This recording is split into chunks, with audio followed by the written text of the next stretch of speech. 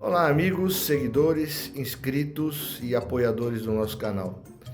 Como vocês sabem, o nosso canal Música, Medicina e Esporte sempre procura trazer um conteúdo de qualidade, falando sobre curiosidades, utilidade pública, informações, e, enfim, tudo aquilo que possa contribuir para o entretenimento e o nosso dia a dia.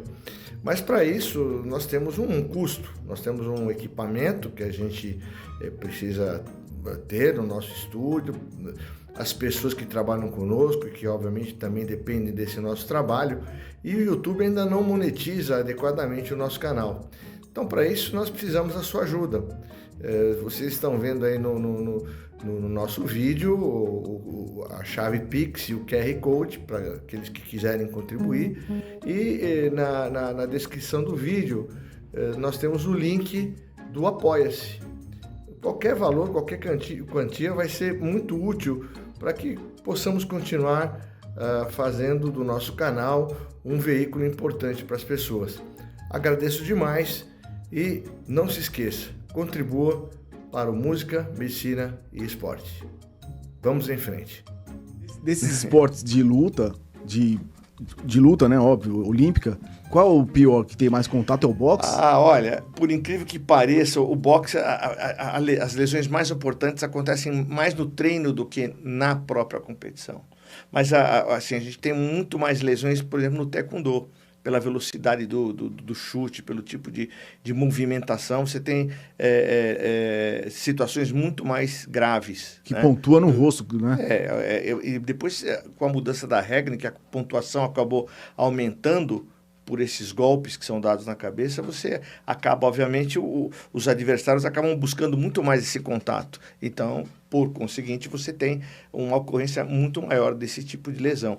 No boxe, se você for analisar, a esquiva do boxe é muito eficiente, né? Posteriormente, eu fui fazer boxe também, eu gosto de fazer, gosto de treinar pelo sentido aeróbico, e a esquiva que você aprende automaticamente é uma coisa assim incrível. Realmente é muito difícil. Para você acertar o soco em alguém e ser acertado, é muito menos frequente do que a gente pensa.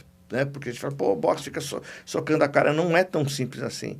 E o que é mais interessante, né, com esses anos todos de experiência, você machuca muito mais a mão do que o rosto. Porque você, quando está treinando, você está socando pelo menos aí 150, 200 vezes por dia nos treinamentos, ou seja, a manopla, seja um pneu, por exemplo, que você soca, o saco para você treinar. Enfim, você está sempre fazendo com que a mão tem algum tipo de superfície que vá de encontro, né? E pela lei de Newton você tem a lei contrária, né? Você tem a reação em sentido contrário de igual intensidade. Então as lesões na mão são muito mais frequentes, por incrível que pareça, e no treino, né?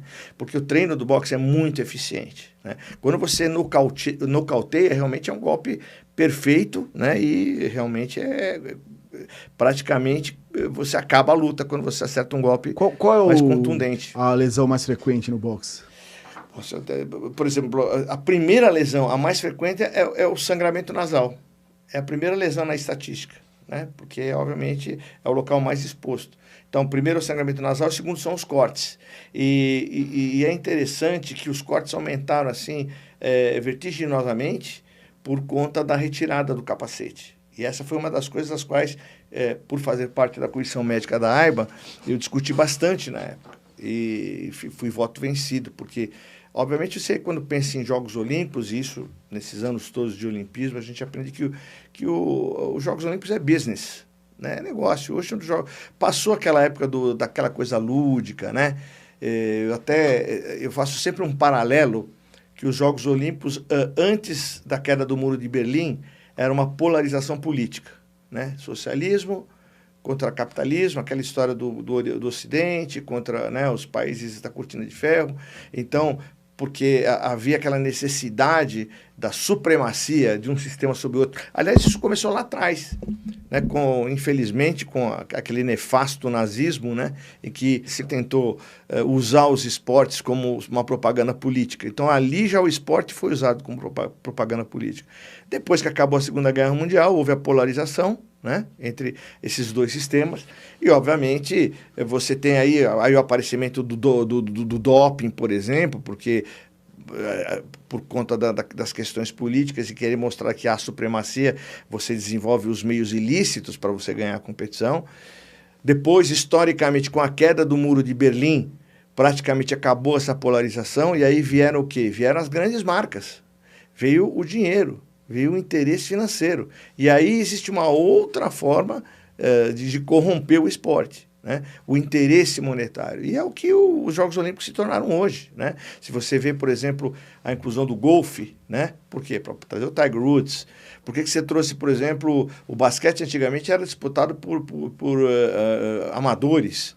Hoje você tem o pessoal da NBA, porque obviamente a NBA traz muito dinheiro, né?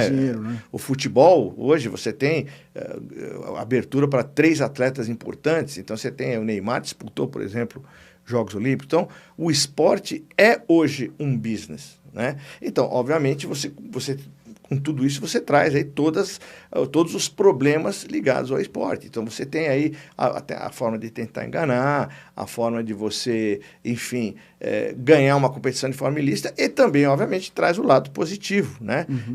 Como nós médicos do esporte, traumatologistas, obviamente, o nosso objetivo é descobrir formas de você diminuir as lesões e diminuir os impactos e os seus efeitos, né? Então, você aí tem a fisiologia do esporte, a nutrição do esporte, o psicólogo do esporte, você tem inúmeras especialidades ligadas à saúde hoje que visam dar o melhor para o atleta, né? E um outro conceito que a gente passa, o esporte de alto rendimento é a situação mais insalubre que existe. Ele não é saúde. O esporte de alto rendimento, sim, ele pelo passa contrário, do ponto, né? Porque, na verdade, você está um ser humano que está no limite, né? Uma coisa é o esporte lúdico, aquele esporte que você, enquanto médico do consultório, você orienta como atividade amadora para a saúde, para socialização, para tudo isso. Agora, o outro lado é o lado do alto rendimento. Então, está sempre no limite. É aí que acontecem os problemas, e nós, médicos de esporte, estamos aí para tentar você, evitar como médico, e resolver. Você consegue... Se você quer assistir a entrevista completa desses cortes, você vai encontrar o link na descrição do vídeo. Vai lá, clica e você vai ver a entrevista completa.